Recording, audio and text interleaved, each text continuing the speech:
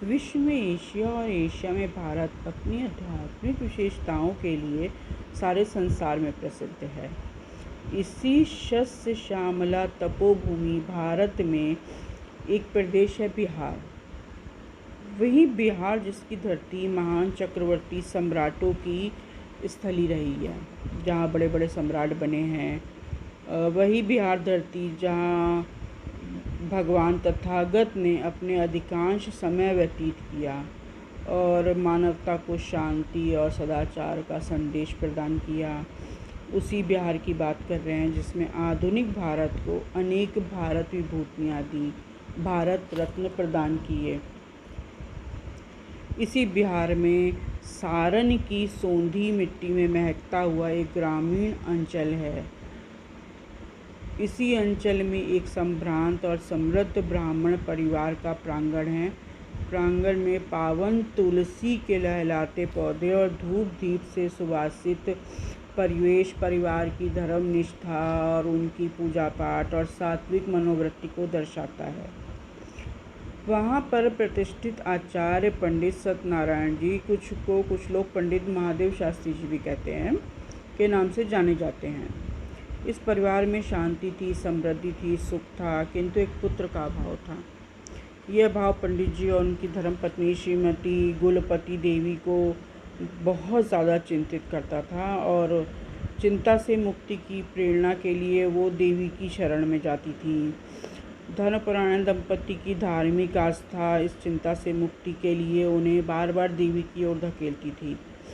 पंडित जी और उनके धर्मपत्नी पुत्र प्राप्ति के लिए परमात्मा से प्रार्थना करते थे। अनेक प्रकार के व्रत, उपवास, पूजा, अनुष्ठान करते थे। अंत में जगत जननी करुणामयी सिंहवाहिनी माता महाकाली की कृपा से उनकी मनोकामना पूरी हुई और 1 जनवरी 1899 को पंडित जी की धर्मपत्नी ने एक पुत्र रत्न को जन्म दिया।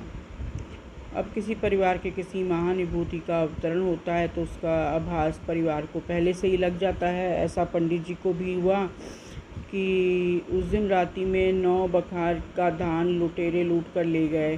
पहले लोगों ने सोचा कि अशुभ हो रहा है। कुछ लोग नवजात शिशु के प्रति शंका से भर गए कि पता नहीं किस तरह का बालक है और कैसा आया है, इसके चरण शुभ नहीं है, ये तो अशुभ है। इस प्रकार गांव में प्लेग फैल गया और प्लेग के प्रकोप से बच्चों को दूर रखने की दृष्टि से महाराज जी की माँ अपने 2 परिचारकों के साथ बच्चे को ले कर के चली गई। वहाँ से अपने मायके पहुँच गई और बहुत डर रही थी, घबरा रही थी। शिशु आगमन के समाचार सुनते ही महाराज जी के ननिहाल के सभी लोग वहाँ पहुँच गए और उन्हें घर से निकालकर बालक को देखने के लिए बाहर आ गए। ये लोग बाहर आए ही थे कि अचानक भूकंप आ गया। कुछ क्षणों में ही भूकंप के प्रकोप से ननिहाल का मकान धराशायी हो गया और इस प्रकार महाराज जी के दर्शन से ही ननिहाल के लोगों की जान बच गई। ननिहाल के लोग बच्चे को देखकर आत्मविभोर हो उठे। वे कहने लगे कि यदि ये बच्चा ना आया होता तो किसी की भी जान बचना मुश्किल थी। उन्होंने उसे पॉजिटिव में लिया। देखने के 2 तरीके भी होते हैं। कोई कहता है कि ये अशुभ आया है तो इसलिए ऐसा हुआ, लेकिन उन्होंने ऐसा नहीं कहा। उन्होंने कहा ये आया है तो वो लोग बच गए हैं, बच्चा बहुत शुभ है।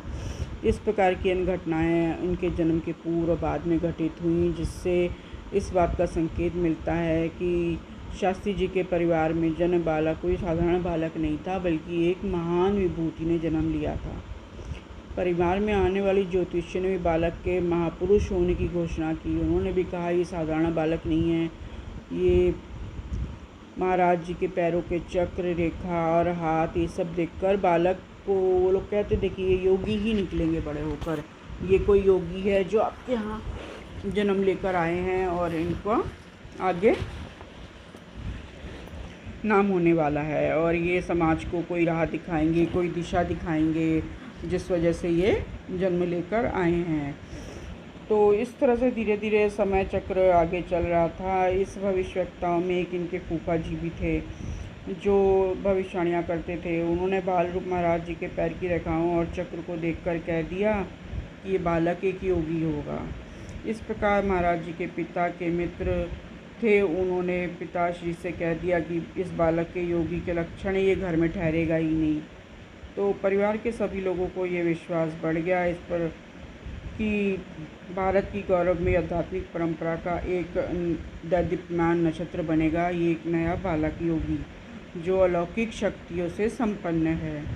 और चमत्कार दैवी शक्ति के प्रति और चमत्कार के प्रति लोगों में बहुत आशा भर गई, श्रद्धा और विश्वास जग गया। उनके आध्यात्मिक विकास का मतलब मार्ग आगे खुला होने लगा।